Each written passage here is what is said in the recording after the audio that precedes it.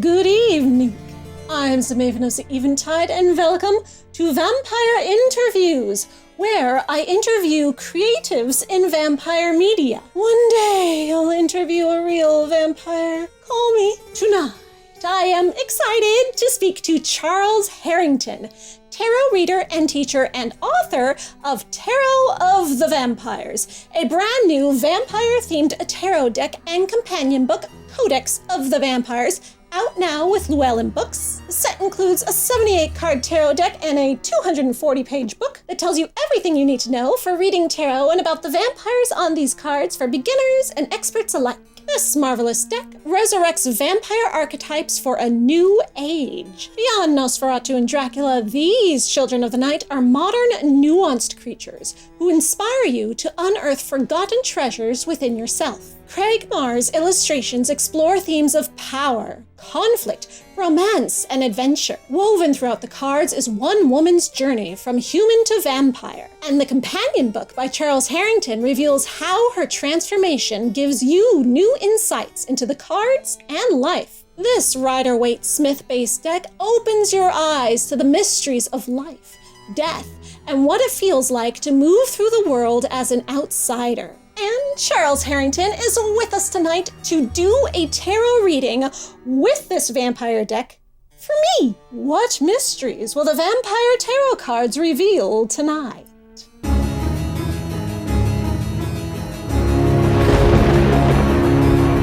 Good evening, Charles. Thank you for joining us. I'm so excited. Good evening. It's such an honor to get to be on your show and to talk about all things vampiric. And thank you for sending this to me. I love it. It's gorgeous. I'm so honored.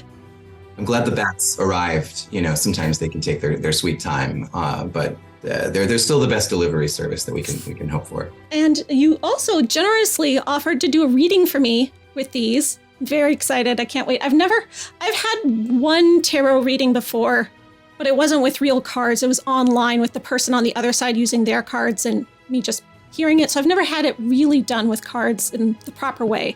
So this is going to be a first for me. So you're probably going to have to explain some stuff along the way, which will be good because anyone who's watching who also isn't that familiar can also get their information explained too. Very excited to initiate you into being a tarot reader. You're going to be so much. I mean, I know you're already fun at parties, but now, like, just your the Q rating goes up at any event when you can read tarot cards. But first, tell me about this deck. Tell me why you made it, how you made it. What's the story? Where'd this come from? Absolutely. I'm so, this deck has been such a passion project. I am the author of Tarot of the Vampires, and I got to partner with Craig Marr, who is an amazing illustrator, to create the deck. And the idea is taking traditional Rider-Waite-Smith school tarot meanings and interpretations and viewing them through the lens of the modern vampire story. So just to step back a little bit, there have been vampire decks on the market for a while, and they have all pretty much focused on the sort of Carpathian, Edwardian vampire with the crumbling castles, medieval shrouds, everything like that. And what most of the decks have not gotten to focus on is sort of the modern storytelling that we get in anything sort of, I like to think of like post Dark Shadows, post Anne Rice, where we get to have vampire as hero, character as anti-hero. And I was really inspired by the work of late pagan author Margot Adler. She wrote the book Vampires Are Us after her husband unexpectedly passed away, and she then read in quick succession over 300 vampire novels. And she formed this sort of theory of the moral vampire, that modern vampire hero characters like Angel from Buffy the Vampire Slayer and Spike, or the Bill and Jessica from True Blood, all the Twilight kids, all the Vampire Diaries kids. They are a dark mirror for modern men and women in that they are a powerful being realizing that it is incredibly destructive and wanting very much to be moral. And that's sort of like usually the conflicted predator story that we get to see in a lot of modern vampire stories. So Craig and I are huge fans of vampire lore and vampire fiction, from the Vampire Chronicles to the Masquerade role-playing game, and modern shows and films and books. So it was really great to bring all of that into the tarot deck. Have you written other tarot decks? I have. So I've actually had this like wonderfully spooky career with tarot. I wrote the guidebook for Murder of Crows Tarot, which is a wonderful black and white sort of post-apocalyptic, shamanic, strange tarot deck for Lo Scarabeo. I also got to write another tarot deck. I wrote the guidebook for Tarot V, which is a tarot deck set more in sort of like this true gothic horror world. It's very bloody and dripping ichor kind of vampire take. And the fun thing in that deck was the guidebook is written from the perspective of a vampire sire speaking to their progeny that now has this tarot deck. I also got to work on the Ferenc the Journey of the Lonely Soul Oracle, where you get to tap into some vampire things. But truly, probably the most horrifying thing I've ever gotten to work on is a forthcoming guidebook to a deck based on Dante's Inferno. Oh, nice. That's terrifying. But for Tarot of the Vampires, I was writing the guidebooks for those, receiving art and writing out the meanings so that anyone can use them.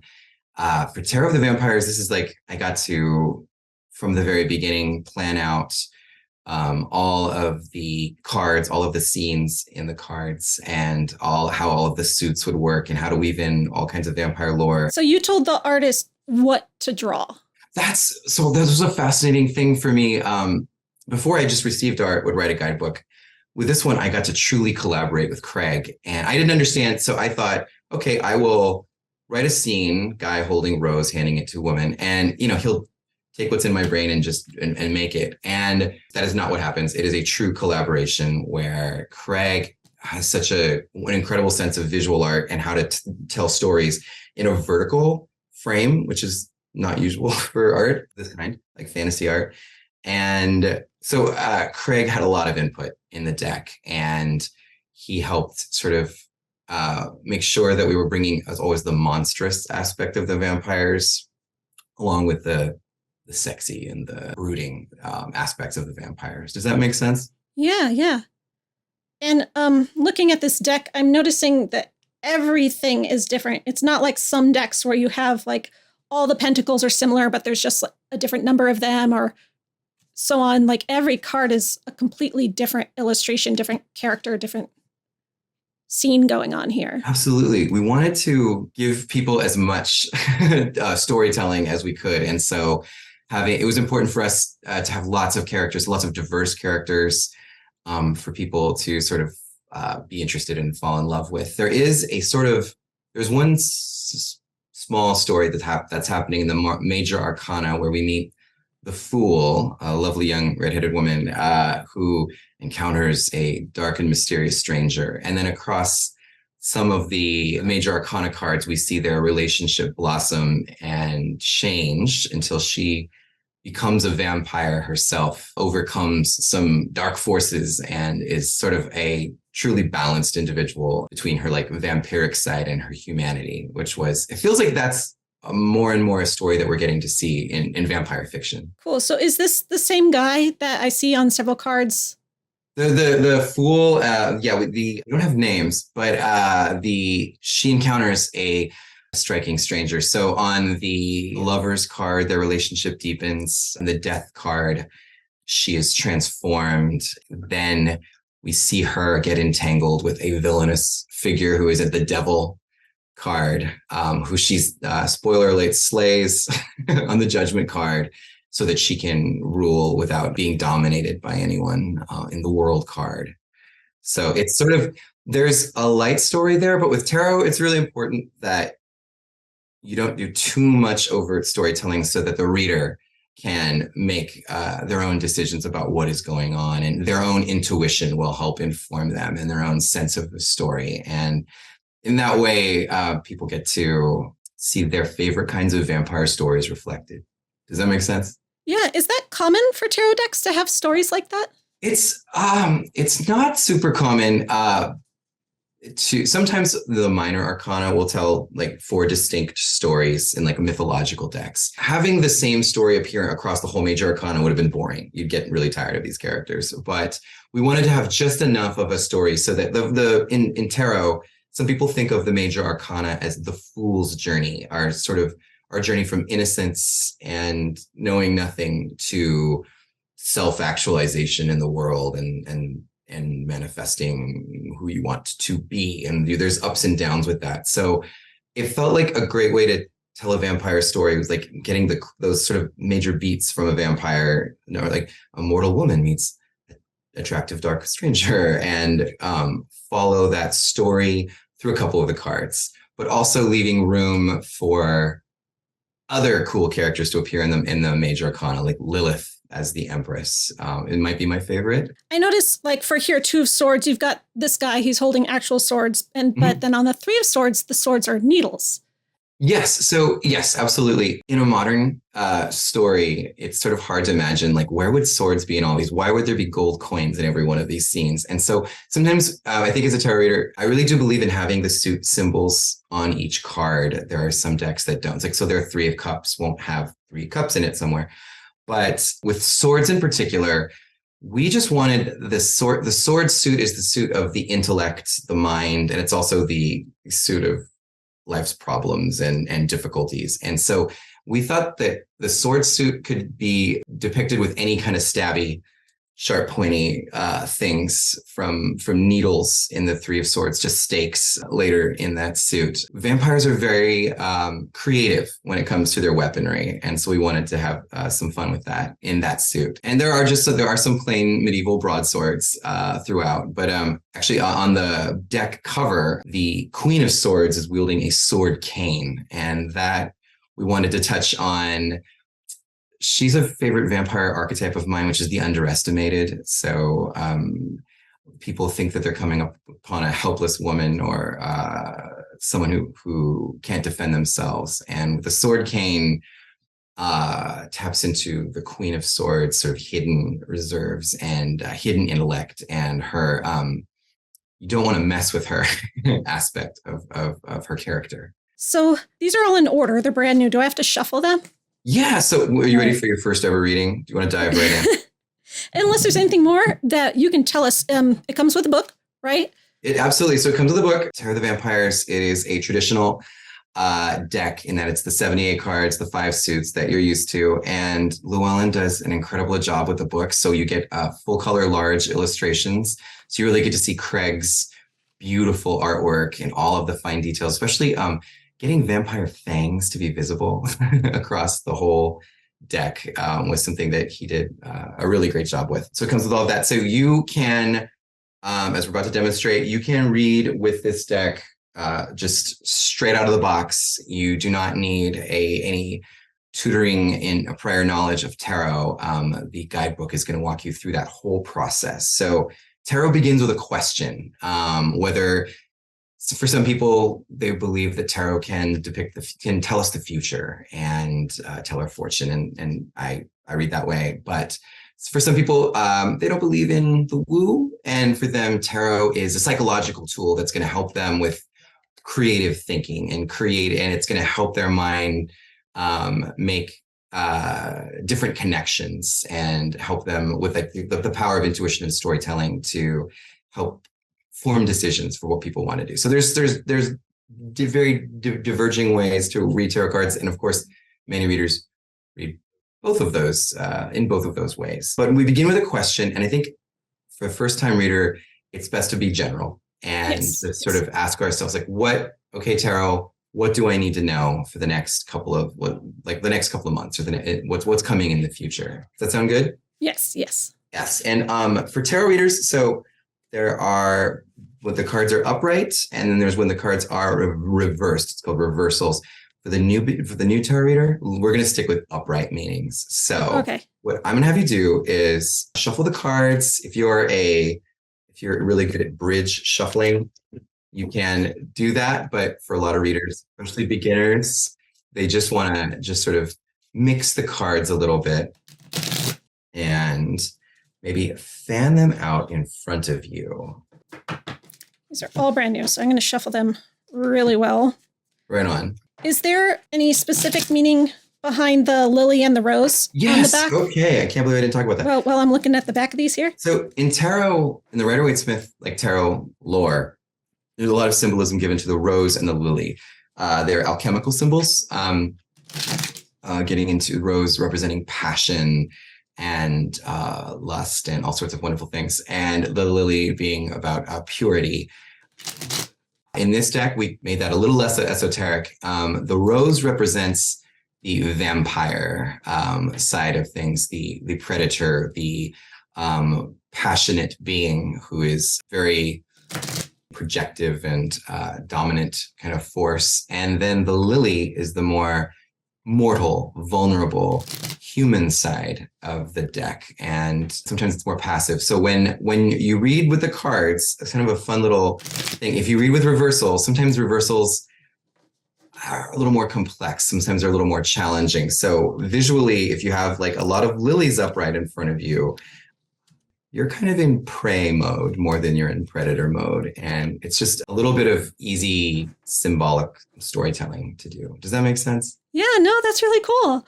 Right on. And then, of course, the goal is to not be one or the other, but to integrate them like our fool does when she becomes the world. So once you have your cards in front of you in a fan, take your non-dominant hand. If you're a right-handed person, that's your left hand. If you're a left-handed person, that's your right hand. And I'm going to prompt you to pick 4 cards, and you're just going to let your intuition and your hand guide you to each of those cards. So the first card you're going to pick is where you're starting at right now, the present moment. All right. I got my fan, and then I'm just going to let my left hand have a mind of its own. Yes. Pick. You can blame the left hand afterward for anything that So I got 1. Okay. The second card is going to be what happens next, the next beat in the story. Okay. And the third card is going to be the after that, like what's the outcome as things stand. Mm-hmm. And then the fourth card is going to be, if you have those at the top, 1, 2, 3, below the second card is the action. So it's what action do you need to take for your greatest and highest good? Is that it? 4 cards total? 4 cards total. All right. I'm going to follow along with you with my deck. What cards did you get? All right. Number 1 is the 10 of Wands. 10 of Wands. Number 2 is the 3 of Cups. 3 of Cups. Number 3 is the Hanged Man. And number 4 is the 4 of Cups.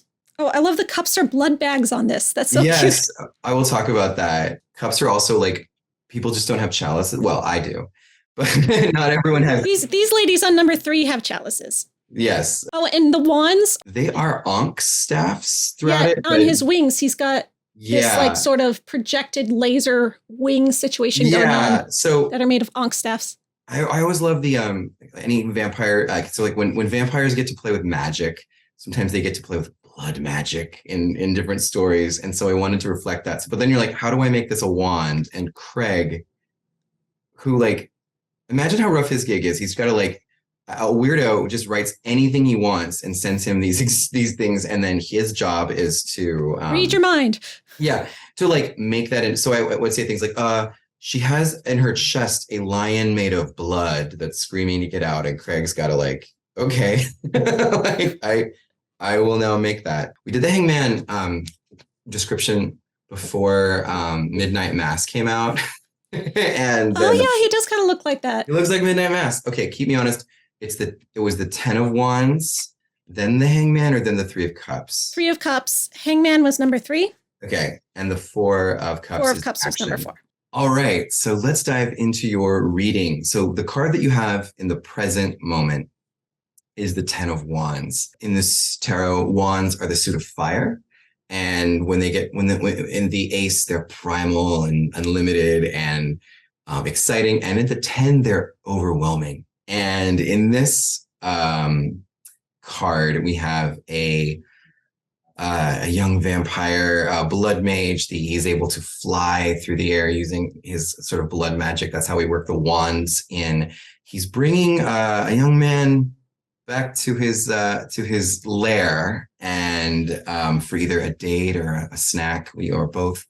And in the background, we see the sun is rising. So there is so much pressure on him to either drop the load, which would be very unfortunate for his date, or to just come in for a landing to the best visibility. So starting out, the Ten of Wands is suggesting that you've taken on so much right now, and you've taken on more and more, and it's satisfying. It's good. You can do it all, but it's just putting a lot of pressure on you right now. Does that resonate? Yes. That's a bit, maybe just a little bit. Yeah. So whenever we see the Ten of Wands, it's like there's a decision to be made, which is like, can I let anything go right now? Is there anything that I can that is not mission critical for me right now? And generally, if the Ten of Wands shows up, no, it's all mission critical, and you're going to do all of it. Just a thought.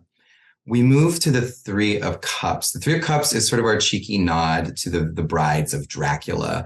Oh, they're so pretty. When we're trying to figure out, we had so much fun figuring out what vampires would wear in different scenes, and we thought it would be a really great way to every take on Dracula gets to figure out how it wants to do its the brides, and there's been some. That's probably like for me the best part of Dracula 2000, which is otherwise like not a great film, but as I've enjoyed your review, the vampire, we've noticed the brides of Dracula, sometimes they're like, instead of just being identical like in the 1930s film, they're a redhead, a blonde, and one with black hair. So we wanted to push that diversity forward to reflect modern vampire storytelling. So these three brides are at a vampire wedding, and we put them in bridesmaid dresses for that. And one wacky thing, originally my thought was that they were going to be set over Santa Carla, which is the location from The Lost Boys with the with a Ferris wheel. Yeah. And Craig very wisely realized that was a stupid idea. He kept the Ferris wheel element, and so we're able to focus more on the brides. So the brides, and in this case, the Three of Cups is telling us that what the next phase of your journey has to be about friendship and relaxation and enjoying things without having them all needing to build to something and to create something. It's following that Ten of Wands, which is, I must take on more and more. I want to be responsible. I want to be, I have to do it all. And this is a recommendation to have a moment of lightness and frivolity that is just fun. Literally, often drinking is recommended, either adult beverages or blood. With the cups, adult beverages usually come up. So I recommend some frivolity in the near future to the best of your ability. And then we move to the Hangman, which takes this narrative even further. The message, my friend, is that you're doing so much, and it's very important to avoid burnout and overload. And so the Hanged Man in this deck, the Hangman is a moment to be passive, to be vulnerable, to not be active, to step back and just look at the world with fresh eyes. He is inverted, and he is seeing the world from a different perspective. For Craig and I, we really like the idea of vampire legends about vampires who choose to enter torpor or to hibernate or withdraw themselves from the world in order to, for their own reasons, not known to mortals like myself. And we wanted to kind of play with the idea of like, if you're not drinking and feeding, you're going to be desiccated. And so that's why in this one, we've got kind of a winged vampire doing that really fun upside down bat pose, and how he might be sleeping, and just to show that he's been out of the game for some time. It reminds me of that one scene in Bram Stoker's Dracula when Gary Oldman turns into the giant bat thing and he's just screaming at them. Absolutely. Yes. So we like the idea. So Craig pointed out at some point that like when you tell modern vampire stories, everyone's kind of sexy and goth and hungry. And he was an advocate for having more of the monstrous come in. And so, yes, we wanted with this card to kind of get into that idea that these are beautiful. They can be beautiful and stately and gorgeous, but also they have the side where they can turn into a feral monster and eat you. So this is a vampire that could be beautiful, but because he's in this torpor state, he's turned into this. Okay, he's not always like this all the time. He's focusing on himself. He's focusing on his inner beauty right now. So the message here is first have some fun as you're completing these projects. Like you're not off the hook yet. There's so much that you're working on. Have some fun, complete everything. And then it's time for like a moment of pause and life reflection about like, what is my direction before taking on anything new, and just making sure you can sort of align yourself to what you want to be doing. Does that resonate? Sounds hard. It does sound hard. If you figured out, let me know. The hangman is a time of like, let's not make any more decisions. Let's just sort of observe. And then what's interesting, the advice given to you is the 4 of Cups. Now, you pointed out with the sword suit that not all of the swords are just broadswords. And in the cup suit, not all of the cups are chalices. These ones are blood bags that this vampire has in their private stash, and that they also turn into other things like cereal bowls at one point. But in a later card, the 4 of Cups is a moment when we are unsatisfied with things are fine around us. Things are stable. 4s are very stable. Things are perfectly all right, but we know that there's more out there. There's something greater, deeper, more interesting, and it's calling to us. And we often with the 4 Cups, you can't even name what it is. That's that sense of like, I know I want something different. I don't know what it is. So in this deck, a lot of modern vampire fiction, you can't have your hero characters eating people every night. So vampires have learned to adapt and find alternative sources for blood, including having bags of plasma around. And we saw that and then a lot of cool vampire fiction. So there's always a story about that, though, that it's not as satisfying for the vampire as fresh hemoglobin. And so this vampire, they got their little apartment going on, and they could just subsist on this blood and be fine. But the window's open, the breeze is blowing the curtains in a tantalizing way, and the moon is glowing, and it's just sending him for something else. So to keep our narrative going, we've got a lot going on. There's a need for like some lightness, but to stay on target, have some lightness, and then the pause. And then this card is suggesting that if we can have the pause moment, if we can step back, it's going to allow you to address the hunger, the need for something else that is missing, and hopefully have a more vital experience than you've been having in the 10 of Wands. So how does that feel as your first reading with the Tarot of the Vampires? I mean, it sounds like really good advice. I don't know that I can do it. Is this telling me that I might do it, or I probably will? So here's a great thing about this. The 4 of Cups is just a suggestion for you to take on. Sort of like what it's just sort of suggesting that like what might seem impossible about having that shutdown moment with the Hanged Man, what might seem impossible is just that like on the current trajectory, there's really no room for that. So it's just asking like what will freshen things up? What will bring me back to like why I started out on this path? What will help me to reinvigorate myself? So it's taking some pleasure for yourself besides accomplishing all that you need to accomplish. Does that make sense? Yeah. Thank you.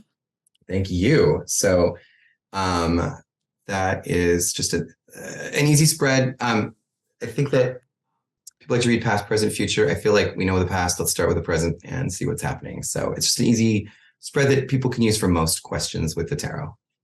And that's all explained in the book? That's in the guidebook. Yeah, there's actually several spreads. There's this spread. There's a longer 7-card spread called the Horseshoe spread that people can like get more information.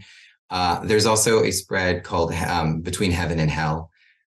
because I think that vampires as undead have this sort of story of being between worlds and being tempted towards destruction and also to a more virtuous. I think a lot of like Anne Rice's vampires who have a higher calling that immortality has made them aware of, and so that spread is all about talking to higher self and shadow self and trying to mediate between the two of them. What else is in this book? It's got a lot of stuff in it. Absolutely. There's a lot going on in the book. So one, it's going to give you, I condensed the history of tarot cards from 14th century playing card game to what we're doing now, to 2 pages. So it's a mercifully brief history of the tarot. It's going to also include ideas about how you can use the tarot for shadow work. In the New Age world, people often talk about like shadow work. You need to do shadow work. It's from Jungian shadow integration and looking at what we have hidden away, because the vampire is sort of like the ultimate symbol for the shadow. And I like how that has remained constant from Bram Stoker's Dracula. You have the British, the shadow for a 1900 something. A British person is a continental aristocrat who preys on virtuous women and has boxes of literally tainted earth that they're bringing to England, which is so much is sort of a breath of fresh air in an opposition to that sort of old world. And that's a perfect shadow for that Britain at that time, because they were absolutely conquerors, and they had a lot of sexual shadow work to be done. So and in modern fiction, we tell the story of Dracula this year. It's with Nicholas Hoult and Nick Cage, as the Dracula is now a narcissist. And we have and Renfield is in that support group for narcissists, for people who are around narcissists, because I think that for the modern folks like us, the narcissist has become this shadow. We don't want to be over us or controlling us, and it's a shadow because we have some of those tendencies within ourselves, vanity and all sorts of good stuff. So I thought that was a perfect metaphor for our time, if that's vampire shadow. So the book will talk about how you can look at the vampire and to find your shadow and what's going on with you. There is a ritual to bless your tarot deck. I think that a deck like this, the Venn diagram of people who like vampires and people who like to get dressed up and light candles and do macabre ceremonies, is almost a circle.